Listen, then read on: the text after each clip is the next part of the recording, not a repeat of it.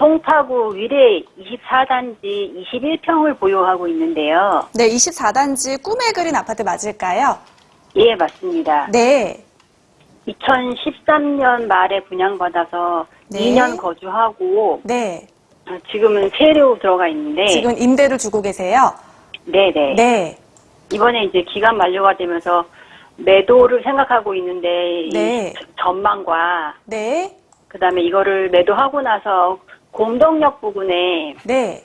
30평대 아주 구축이나 이제 금액이 그거밖에 안 돼서요. 혹시 둘러보신 곳이 있으실까요?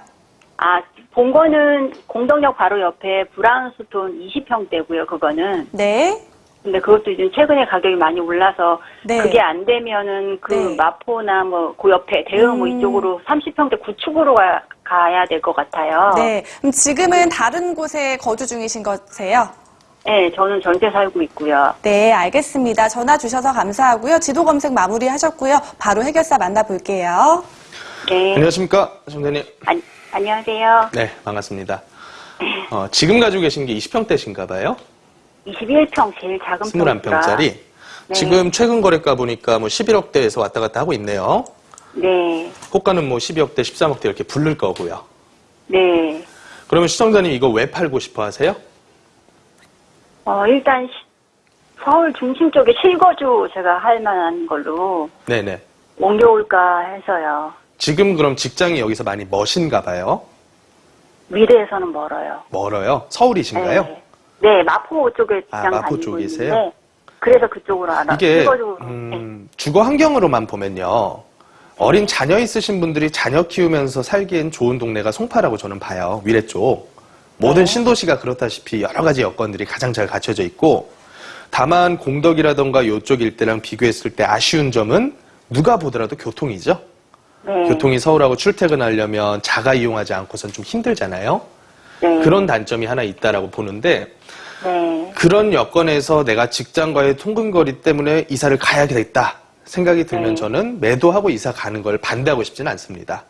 네. 다만 그렇다고 해서 얘네 두 개에 대한 지역을 비교를 해달라고 말씀을 하시면 당연히 서울에 있는 공덕 쪽 일대가 단가로 보면 조금은 더 비쌀 거예요.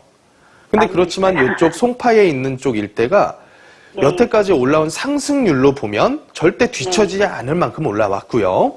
네. 더군다나 분양까지 받으신 시청자님께서 보는 상승률, 수익률 개념으로 봤을 때는 굉장히 큰 수익률을 가져다 줬을 거예요.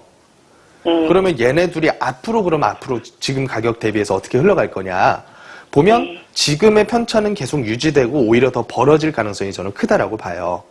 네. 특히나 앞으로의 그런 주거 환경 자체가 공덕 쪽 일대라 그래서 계속해서 그렇게 복잡하고 주변에 저밀도 지구들 정비 안 된 데가 계속 남아있고 이런 형태로 가지는 않잖아요. 꾸준하게 개발 행위도 들어가게 될 것이고. 근데 그렇다고 해가지고 송파가 가만히 있지는 않을 거 아닙니까? 위례신사선이건 어떤 교통에 대한 이슈가 계속 새롭게 드러날 것이고. 그러면 장기적으로 봤을 때 두 개 다 한 10년 이상 놓고 봤을 때는 추가적인 가격 상승은 반드시 있겠죠. 근데 그 중간 과정 속에서 지금의 위치가, 지금의 가격적인 위치가 어느 정도 수준에 와 있나를 봤을 때는 비싸다라고 하는 거에 대해서는 누구도 반대를 하지 않을 겁니다. 양쪽 다요.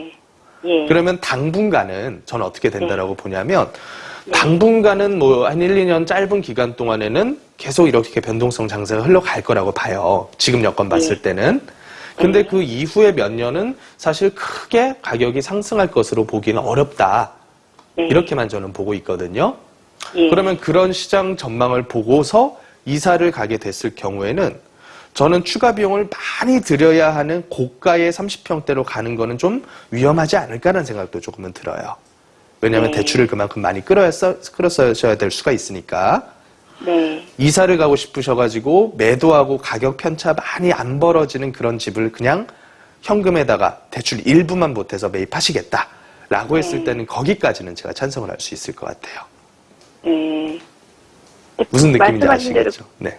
그렇게 가게 되면은 평수가 거의 21평에서 거의 24평 요렇게밖에 못 오거든요. 돈을 3, 4억 더 보태어도. 네네네. 그렇게라도 해서 실거주 마포 쪽으로 오는 게 나을지. 네. 저는 그 선택에 대해서는 반대하고 싶지 않아요. 왜냐면 거주하시는 분들께서 불편해서 이사 간다고 하시는 거니까 그거는 네. 저는 찬성을 하는데 이게 네. 23평짜리가 너무 좁게 느껴져서 33평, 38평 이렇게 넓혀가지고 가려고 생각하면 이거 대출 많이 받으셔야 되거든요. 네. 근데 올 7월 달부터 DSR이라고 들어보셨죠? 네. 신규 차주에 대해서 DSR이 들어가다 보니까 뭐가 가장 크게 바뀌었냐면 금리는 많이 안 올랐어요. 금리는 계속 낮은 수준 유지가 되는데 네. 원금을 분할 상환해야 되는 기간이 딱 정해진 상태에서 소득을 물어봐 버리는 거예요. 네. 그러니까 상환에 대한 압박이 굉장히 심한 대출이 계속 나오게 될 거예요, 앞으로는. 네. 그래서 만약에 저는 그게 약간의 소득이라도 흔들려서 뭐 원금 일부 상환해라 이렇게 흘러가 버리면 좀 위험해질 수도 있다. 이렇게 보고 예. 있거든요. 또 이제 네. 최근 시청자님께서도 뉴스 같은 거 보셔서 아시다시피 금융시장 여건이 되게 심상치가 않아요.